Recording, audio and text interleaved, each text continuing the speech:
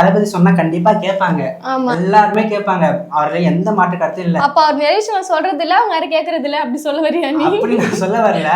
நம்ம தளபதி வந்து நிறைய விஷயம் நல்ல விஷயம் எல்லாம் சொல்லியிருக்காரு. எப்படின்னா நம்ம அவரோட ஆடியோ லான்ச், மூவி சக்சஸ் மீட்லாம் நம்ம பார்த்தோம்னு வைங்களேன், நிறைய அட்வைஸ் எல்லாம் பண்ணுவாரு. நம்ம லியோ சக்சஸ் மீட்னு நினைக்கிறேன், அது வந்து சொல்லியிருப்பாரு. நண்பா நம்பி இப்பெல்லாம் நான் பாக்குற ரீசெண்டா சோசியல் மீடியால பாக்குற உங்க கோவம்லாம் பயங்கரமா இருக்கு.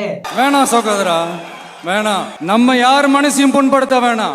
நமக்கு அது வேலையும் இல்ல, நமக்கு நிறைய வேலை இருக்கு. இப்பெல்லாம் சொல்றாங்களா, சொல்லிட்டு போட நமக்கு தேவையில்லை அப்படின்ற.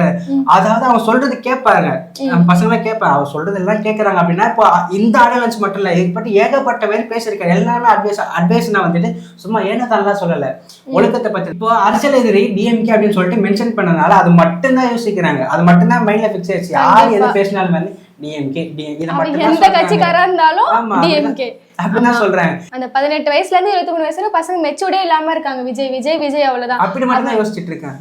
நீ சொல்றது பாயிண்ட் வந்து கரெக்டா தான் இருக்கு. சோ அந்த மாதிரி ஆடியோ லான்ச்ல பேசின ஒரு விஜய் வந்து இப்ப அரசியலுக்கு வந்தாச்சு. நான் பேசுற விஷயத்த ஒரு சின்ன வயசு ஒரு 5வது படிக்கிற பையன்ல இருந்து கூட அது ஏத்துறீப்பா, நீ போய் 5வது பையன் போய் மைக்க கூட டிஎம்கேனா அப்படி திட்டுவான். அது வரையும் அவனுக்கு அரசியல்னா என்னன்னு தெரியாது. இப்ப விஜயை ஃபாலோ பண்ண ஆரம்பிச்சதுக்கு அப்புறம் தான் அவனுக்கு டிஎம்கேன்னு ஒரு கட்சி இருக்குது, அது வந்து ஒரு எதிரி அப்படின்ற மாதிரி அவனுக்கு தெரியும்.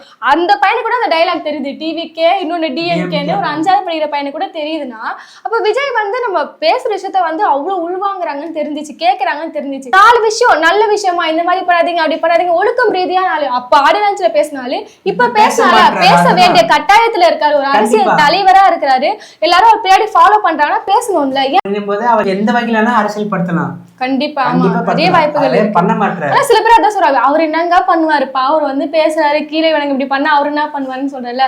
அவர் வந்து ஏதாவது பண்ணிருக்கலாம், அதுதான் சொல்றோம், ட்ரை பண்ணிருக்கலாம், அரசியல் படுத்த ட்ரை பண்ணி